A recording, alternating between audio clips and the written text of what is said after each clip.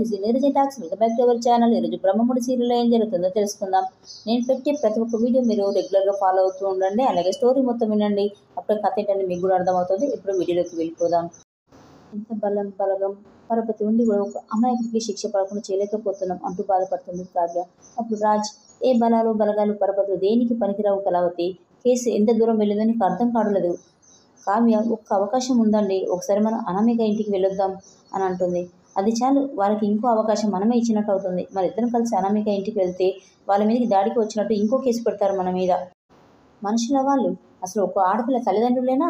అరే, నీ కాపురం కోసం మీ అమ్మ నాన్న మా అందరి కాలు పడుకోవడం కూడా సిద్ధపడ్డారు. అయినా సరే మా తమ్ముడిని క్షమించి కేసు వాపస్ తీసుకోమని మాత్రం నేను అడగను. నీకంత నమ్మకం ఉంటే నువ్వే వెళ్ళు అని అంటాడు రాజ్. తర్వాత అనామిక లాన్లో జ్యూస్ తాగుతూ సాంగ్స్ వింటూ ఎంజాయ్ చేస్తూ ఉంటుంది. అక్కడికి కావ్య వస్తుంది. తనకు కనీసం మర్యాద కూడా ఇవ్వదు. నా పుట్టింటిని వెతుకుంటూ అత్తారింటి వాళ్ళు రాజీకో సంధికో వస్తారని నాకు తెలుసు అని పొగరుగా సమాధానం చెప్తుంటుంది అనామిక. అప్పుడు కావ్య కూడా తనకు తగినట్టుగా సమాధానం చెప్తుంటుంది. రాక్షస రాజ్యంలో కూడా రాజుకు రాయబారంగా వచ్చిన వారిని కూడా కూర్చోమని గౌరవ మర్యాదలు చేస్తారు. నీకన్నా పెద్దదాన్ని, తోడుకోవడాన్ని కనీసం కూర్చోమనకుండా నా ముందే కాలుపై కాలు వేసుకొని నువ్వు కూర్చున్నావంటే నాకు అర్థమవుతుంది నువ్వు ఇంకా అత్తగారింటికి కాలు పెట్టదలుచుకోలేదని. అనామిక, ఇక నేను ఆ ఇంటికి ఎందుకు వస్తాను? వస్తేగిస్తే కళ్యాణి నా పుట్టింటికి రావాలి. మాటలు చెప్తే వీరని మనిషికి కోర్టు ద్వారా చెప్పిస్తే నన్ను బుద్ధి వస్తుందని ఇదంతా చేస్తున్నాను. కళ్యాణ్ బిజినెస్ చూసుకోవాలి, కోట్లు సంపాదించాలి, అదంతా తెచ్చి నా ముందు గుమ్మరించాలి. అదేమి చేతగాని మనిషికి ఇలాగే బుద్ధి చెప్పాలి అంటుంది పొగరుగా అనామిక. అంటే నువ్వు కళ్యాణ్ని ప్రేమ కోసం పెళ్లి చేసుకోలేదా? కళ్యాణ్ ఆస్తి కోసం పెళ్లి చేసుకున్నావా అంటుంది కావ్య. అనామిక, అందరూ మీ అక్క చెల్లెలు ఆస్తి కోసం పెళ్లి చేసుకున్నారు అని అంటారు, కానీ మీకు ఎలాంటి ఆశలు లేవని నాకు అనిపిస్తుంది. కానీ నేను అలా కాదు, నాకు నచ్చినట్లు నేను ఉంటాను అని అంటుంది. అప్పుడు కావ్య, అనామిక, నువ్వు అడుగుపెట్టింది దుగ్గురాల వాళ్ళ ఇంట్లో, వాళ్ళు ఏం కావాలన్నా నీకు ఇస్తారు. కళ్యాణ్ సంతకం చేసిన చెక్కు మీద నువ్వు మీ నాన్న పేరు రాసి 10 లక్షలు దొంగతనంగా మీ పుట్టింటికి పంపాలనుకున్నా అందరికీ తెలిసి కూడా ఎవ్వరూ నిన్ను ఏం అనలేదు కదా అని అంటుంది. అప్పుడు అనామిక, ఆ 10 లక్షలు 25 లక్షలు ఎవరికి కావాలి? స్వరాజ్ గ్రూప్ ఆఫ్ FDగా కళ్యాణ్ ఆఫీస్లో అడుగు పెడితే కోట్లు సంపాదించుకోవచ్చు అని అంటుంది పొగరుగా. అప్పుడు కావ్య, 10 లక్షల కోసం నీ పుట్టింటి వాళ్ళు దొంగతనం చేయించారంటే వాళ్ళకి ఎన్ని కోట్ల అప్పు ఉందో నాకు అర్థమవుతుంది. వాళ్ళకి దోచిపెట్టడానికే కదా నువ్వు ఇంత చేస్తున్నావు. ఈ మాట వినకపోతే న్యూస్ ఛానల్కి వెళ్ళావు. కావ్య గట్టిగానే నిలదీస్తుంటుంది. అప్పుడు అనామిక, గుర్తుపట్టేశావు, తెలివైనవే, కానీ కళ్యాణ్ నీ అంత తెలివైనవాడు కాదు. అవును, నా పుట్టింటి అప్పు తీర్చడానికి నాకు డబ్బులు కావాలి. అది నా మొగుడు సంపాదించి ఎలాగో ఇవ్వడు. దుగ్గిరాల వాళ్ళ ఇంట్లో ఎప్పుడు ఇలాంటి పరిస్థితి రాలేదు. వాళ్ళు ఎప్పుడు పరువు ప్రతిష్టలు అంటారు కాబట్టి ఖచ్చితంగా కళ్యాణ్ కాలబేరకు వస్తాడు అంటుంది పొగరుగా అనామిక. నేను చాలా తెలివిగా పకడ్బందీ కేసులో ఇరికించాను. సాలెపురుగు నోటికి చిక్కుకున్న ఈగలాగా కళ్యాణ్ ఈ కేసులో ఇరుక్కున్నాడు. చట్టాలు న్యాయస్థానాలు ఆడవాళ్ళకి ఎప్పుడు అనుకూలంగానే ఉంటాయి అంటూ పొగరుగా సమాధానం చెప్తుంటుంది అనామిక. అప్పుడు కావ్య, నువ్వు కళ్యాణ్లోని కవిని చూసి అతని కవిత్వానికి విలువిచ్చి పెళ్లి చేసుకున్నావని అనుకున్నాను, కానీ అతని వెనుకున్న ఆస్తి కోసం పెళ్లి చేసుకున్నావని, నీ మాట వినకపోతే జైలుకు పంపించి నీ కాళ్ళ దగ్గరికి రప్పించుకుంటావని క్లియర్గా అర్థమైపోతుంది.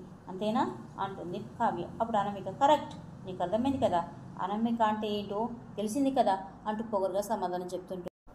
వెళ్ళి ఆ కళ్యాణ్ అనే పిచ్చోడికి ఆ ఇంట్లో వాళ్ళందరికీ చెప్పు అంటూ రూడ్గా మాట్లాడుతుంది అనామిక. కావ్య, ఎప్పటికైనా న్యాయమే గెలుస్తుంది అంటూ అక్కడ నుండి నిరాశగా వెళ్ళిపోతుంది. తర్వాత కోర్టు దగ్గర అందరూ వెయిట్ చేస్తూ ఉంటారు. అక్కడికి అప్పు వస్తుంది.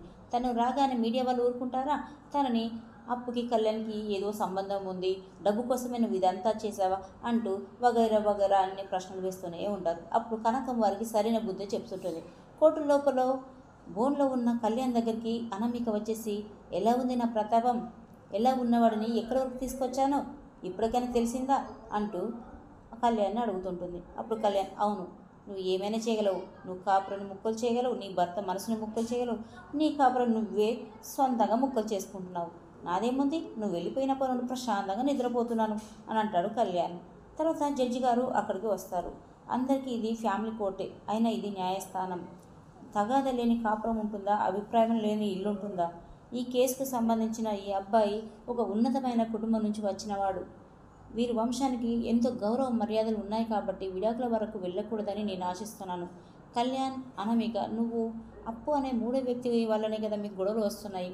ఆ మూడో వ్యక్తిని బోన్లో నిలబెట్టి పరుగు తీయడం కోర్టు ఉద్దేశం కాదు కాబట్టి మీరిద్దరు కలిసి ఉండడానికి ఒప్పుకుంటారా? అసలు నీ భర్త నీకు కావాలా వద్దా అని అంటాడు జడ్జి. అప్పుడు అనామిక, కావాలి, కానీ ఇంత సింపుల్గా నాకు వద్దు. ఆ అప్పును బోన్లో నిలబెట్టి వీళ్ళిద్దరికి ఉన్న సంబంధాన్ని బయట పెట్టాలి అని కండిషన్ పెడుతుంటుంది. తప్పు కోసం కళ్యాణ్ నన్ను ఇంట్లో నుండి గింటేసినందుకు కళ్యాణ్ వచ్చి నా కాళ్ళు పట్టుకోవాలి అని కండిషన్ పెడుతుంది అనామిక. జడ్జి గారు కాళ్ళు పట్టుకోవాలా, పట్టుకోకపోతే అని అనగానే అనామిక తనను జైలుకి పంపించాలి, కఠినంగా శిక్షించాలి అని అంటుంది. జడ్జి గారు ఎన్ని రకాలుగా ప్రశ్నించినా తనకి అహంకారంగా సమాధానం చెప్తుంటుంది అనామిక. రేపటి వీడియోలో చాలా ట్విస్ట్ ఉంది, ఎందుకంటే కావ్య తను తెచ్చిన సాక్ష్యం ఏంటో మీకే అర్థమవుతుంది. మా వీడియోస్ మీకు నచ్చినట్లయితే ప్లీజ్ లైక్ అండ్ సబ్స్క్రైబ్ చేసుకోవడం మర్చిపోవద్దు.